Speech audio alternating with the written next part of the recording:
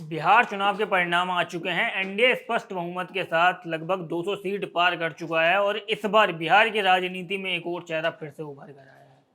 वो है चिराग पासवान। चिराग पासवान की एलजेपी पार्टी लगभग अभी 22 सीटों पर आगे चल रही है और आगे हो सकती है अभी। इसके अलावा अगर हम चिराग पासवान की बात करें तो चिराग पासवान ने 2020 में भी चुनाव लड़े थे, लगभग 143 सीटों पर लड़े थे पर जीते एक भी नहीं थे।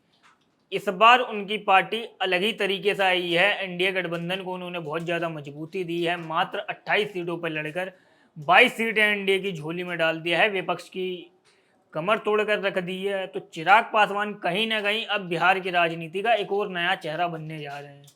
लोग उन्हें मोदी का हनुमान भी कहते हैं। अगर हम उनके राजनीतिक करियर की बात करें तो ये उनकी मतलब दूसरी सबसे बड़ी सफलता मानी जा रही है। पहली सफलता उनको मिली थी 2024 में। साल 2024 में जब लोकसभा चुनाव हुआ था तब चिराग पासवान को एनडीए गठबंधन की तरफ से 5 सीटें दी गई थी और 5 की 5 जीतकर चिराग पासवान ने कमाल कर दिया था। उनका 100 स्ट्राइक रेट रहा था। भागलपुर से वो खुद सांसद बने थे। उसके बाद बीजेपी पार्टी ने उन्हें खाद्य मंत्री भी बनाया। उन्होंने बहुत अच्छा रिजल्ट दिया। इसी को देखते हुए बिहार चुनाव से पहले बीजेपी ने उन्हें 29 सीट दी, जिसमें से एक उनका नॉमिनेशन रद्द हो गया था। 28 पर वो लड़ रहे थे, 28 में से 22 जीते।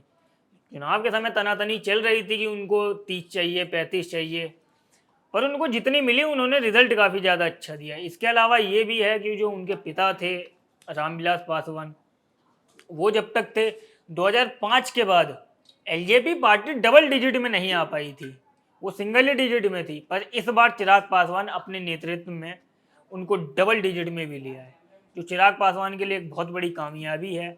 2019 में वो एनडीए से अलग लड़े थे। उन्होंने नारा भी दिया था कि मोदी से बैर नहीं, नीतीश तेरी खैर नहीं। नीतीश के खिलाफ लड़े थे 143 सीटों पर कोई अच्छा प्रदर्शन नहीं कर पाए थे। 5-5.5% वोट परसेंटेज था पर सीट एक भी नहीं जीत पाए थे। उसके बाद उनकी पार्टी टूटी, चाचा से बगावत हुई, चाचा से मतलब पार्टी को लेकर लड़ाई झगड़ा हुआ, पार्टी अलग हुई।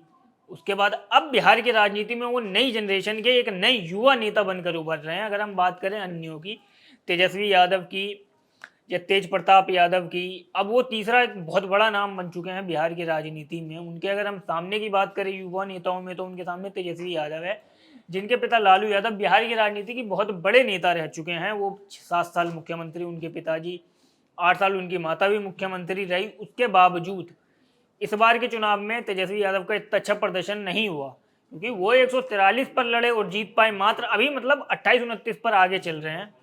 और वहीं चिराग पासवान, जिनके पिता भारतीय राजनीति के तो मतलब बहुत बड़े नाम थे, पर बिहार के स्टेट पॉलिटिक्स में वो बड़ा चेहरा बने, पर उनकी जो एक लेगेसी कही जाती है ना, वो लेगेसी नहीं बना पाए। पर चिराग पासवान नई तरीके से उभरे हैं। और अब सबसे बड़ा एक और मतलब सवाल बन जाता है कि चिराग पासवान जब 22 सीटों के साथ आगे निकल चुके हैं, एनडीए अब इस सिचुएशन में आ चुका है कि बिना नीतीश के भी सरकार बनाई जा सकती है। तो चिराग पासवान कहीं ना कहीं मुख्यमंत्री के दावेदार भी हो सकते हैं। इसके अलावा उन्होंने 22 सीटें जीती हैं, तो ये तो तय है कि उनको बिहार की सरकार में अच्छे मंत्रालय दिए जाएंगे, अच्छी पोजीशंस दी जाएगी, जिनसे आने वाले समय में वो और फायदा कर सकते हैं, अपनी पार्टी को विशाल बना सकते हैं।